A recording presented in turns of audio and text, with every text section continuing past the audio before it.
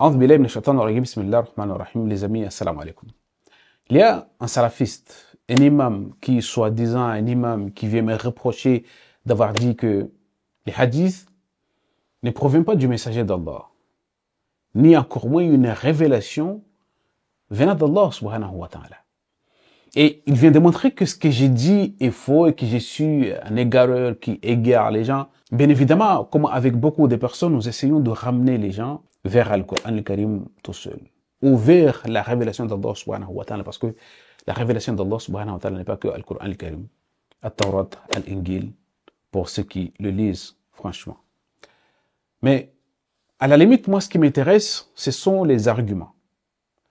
Mais si vous écoutez les arguments de ces messieurs, on se demande tout de suite s'il a un cerveau ou à la place de son cerveau, il y a des pois chiches, de sable blanc qui ne le permet pas de réfléchir tout simplement, des décorations tout simplement, mais pas de cerveau véritable qui lui permet de construire des arguments ou essayer de donner quelque chose qui a du sens.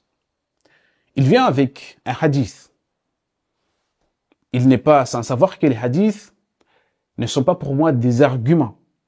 Ils sont pour lui des arguments. Si il veut avancer des arguments, il faut qu'il rentre dans la révélation d'Allah subhanahu wa ta'ala pour me donner des arguments. Peut-être il trouvera quelque chose qui me convaincra que je pourrai donc le suivre ses arguments, ses avis. Mais non, il vient avec des hadiths. Et vous, les hadiths qu'ils appellent hadiths de la chaise, de canapé ou je ne sais quoi, que la personne assis tranquille sur son canapé, qu'il a mangé, s'est rassasié, il dit ce que vous trouvez haram dans Al-Qur'an al-Karim, haram, ce que vous trouvez. Tas de choses, mais tu te demandes, est-ce qu'au moins il a lu ces hadiths? Parce que ce qu'il vient lui de citer, ce n'est pas l'original. Il y a un original de ces hadiths, que je vais le lire, bien évidemment. Mais si il lisait attentivement ces hadiths, l'original, je parle de l'original, il aurait compris tout de suite, capté tout de suite qu'il y a beaucoup de contradictions dans ces hadiths. Ces hadiths contredisent à la fois Al-Qur'an al-Karim, mais aussi contredisent les récits attribués au prophète. Il a dit ceci. Ala inni utitul kitaba wa mithlahu ma'ahu. Et dans d'autres versions, Ala inni utitul Qur'ana wa mithlahu ma'ahu. N'est-ce pas qu'il m'a été fait don le Coran et son équivalent? Qui dit ça? Le prophète. On a collé ça au prophète, que c'est lui qui a dit ces propos. Mais qu'est-ce que vous voyez de choquant là-dessus? Dire que Al-Qur'an al-Karim a un équivalent. Ces livres-là, il a un équivalent. Que c'est le messager qui a dit, ou peut-on dire le prophète. Tout de suite, Rabbina subhanahu wa ta'ala, c'est lui qui a ordonné à son messager, ce messager auquel vous mentez sur lui, c'est lui qui l'a ordonné de dire quoi? Kul, pour dire aux humains, la inijtamant, l'insu, wal jinn, ala an ya'tu bimithli hadha al-Qur'ani, la ya'tuna bimithlihi walau kana ba'dhuhum li ba'dhin dhahira. Dis-leur que même si les humains et les djinns, même s'ils se réunissent pour s'entraider afin d'obtenir un équivalent, de produire un équivalent de Al-Qur'an al-Karim, ils ne pourront pas. Et vous, un type vient dire que le prophète a dit que le Coran a un équivalent. Mais c'est tamponné déjà, c'est authentique, le Coran a un équivalent. Et là, l'équivalent, il se trouve, ce sont les hadiths, les propos, tout ça, c'est l'équivalent de Al-Qur'an al-Karim. Vous êtes sérieux là au moins? Vous lisez Al-Qur'an al-Karim et tout de suite, vous le contredisez. Et soi-disant aussi le prophète, on continue, qu'est-ce qu'il aurait dit aussi? Ala, ushiku rajulun shub'anun ala rikati. Ala, que je surprends un homme bien rassasié qui assis tranquillement sur son fauteuil et qui dit que fama wajadtum fihi min halalin fa'ahilluhu wa ma wajadtum fihi min haramin fa'harrimuhu. Ce que dit dans le Coran al-Karim. Mais c'est logique. C'est quelque chose vraiment de plus que logique. Ce que vous aurez trouvé dans le Coran al-Karim de halal, rendez-le halal. Parce que c'est ce qui est halal. ce que vous aurez trouvé dans le Coran Karim qui est haram, rendez-le haram parce que c'est haram.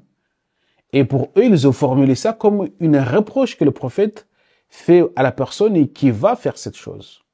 Alors que si ils lisent bien, s'ils regardent bien, si, bien évidemment, parce qu'ils essayent de cacher certains propos attribués au prophète, que malheureusement, ils devaient donc les rendre publics pour que bon nombre de gens le comprennent, des propos auxquels le prophète aurait dit que « Ati'ouni ma dumtu fikum » obéissez-moi dès lors que je suis avec vous.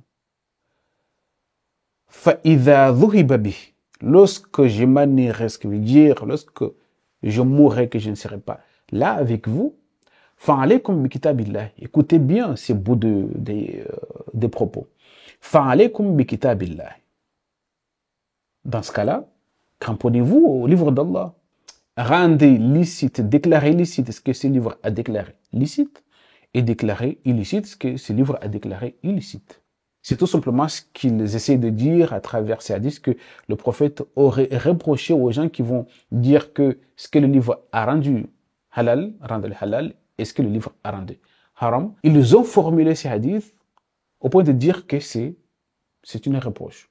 Voilà, le prophète a reproché aux personnes qui vont s'accorder de dire que ce qui est halal dans le Coran al-Karim halal et ce qui est haram est haram. Ces personnes-là sont des kafirs, sont des mortades, sont tous les noms.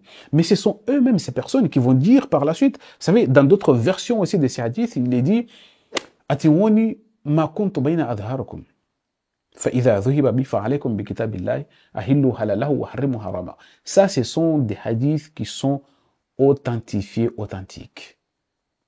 Ne voyez-vous pas que tout de suite vous contredisez le hadith du canapé, comme ils essayent bien de les rappeler?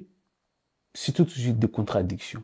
Vous baignez dans des contradictions, mais comment ne pas baigner dans des contradictions alors que vous n'utilisez pas les cerveaux qu'Allah subhanahu wa ta'ala vous a donné? Ou comme nous avons dit que c'est peut-être des pois chiches qui se trouvent à la place de ces cerveaux. Il n'y a rien là-dedans.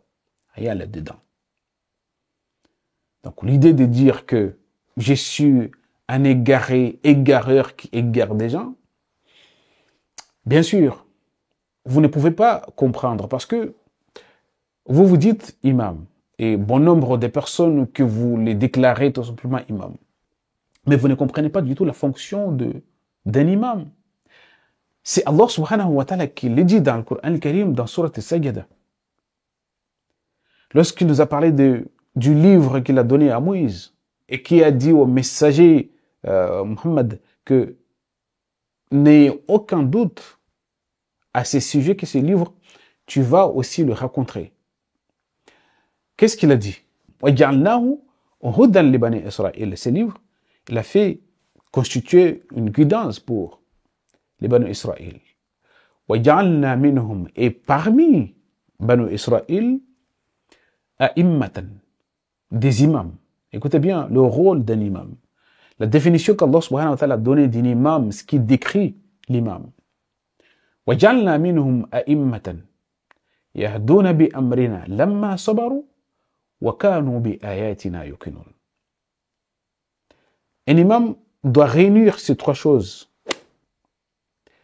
Diriger les gens, montrer les gens la direction à partir des directives d'Allah subhanahu wa ta'ala. وَجَعَلْنَا مِنْهُمْ أَئِمَّةً يَهْدُونَ بِأَمْرِنَا, et qu'ils guident à travers nos ordonnances. لَمَّا صَبَرُوا, aussi longtemps qu'ils les ont supportés, aussi longtemps qu'ils ont supporté sur ces voies, aussi longtemps qu'ils ont supporté sur ces cheminements spirituels qui est celui de la guidance vers Allah subhanahu wa ta'ala, d'aider aux gens à travers les signes d'Allah subhanahu wa ta'ala vers Allah subhanahu wa ta'ala, et qui, de par les signes d'Allah subhanahu wa ta'ala, sont certains. Ils acquièrent la certitude qu'ils doivent guider à travers les signes qu'ils trouvent, qui étudient à travers ces signes. C'est ça un imam, auprès d'Allah subhanahu wa ta'ala bien sûr. Et jusqu'à maintenant, les imams de Banu Israël, ils guident les gens vers Allah subhanahu wa ta'ala. Parce qu'Allah subhanahu wa ta'ala dit Yahdouna jusqu'à maintenant au présent, Yahdouna bi amrina lamma sabaru wa kanu bi ayatina yukinun. Donc c'est ça un imam. Mais pas un imam, ce n'est pas tout simplement l'apparence. C'est lui qui a laissé pousser ses barbes, qui a mis la camus, qui a... Vous savez, toutes ces choses-là, vous n'êtes pas sans savoir, bien sûr, que pour ma part, ce sont des choses insensées, réclamées, déclarées. Imam, quelqu'un qui a pris par cœur d'autres hadiths qui sont déjà des hadiths qui sont authentiques pour lui, mais pour d'autres ne le sont pas du tout authentiques. Il vient réclamer que c'est un imam et qui vient déclarer aux gens que vous êtes des égarés parce que vous essayez de comprendre uniquement le Coran. Toutes ces choses-là, essayez d'aller mollo parce que visiblement beaucoup de choses vous ont échappé. Et bi'idhnillahi ta'ala, nous allons vous le rappeler avec respect. Peut-être vous allez comprendre un jour ou l'autre.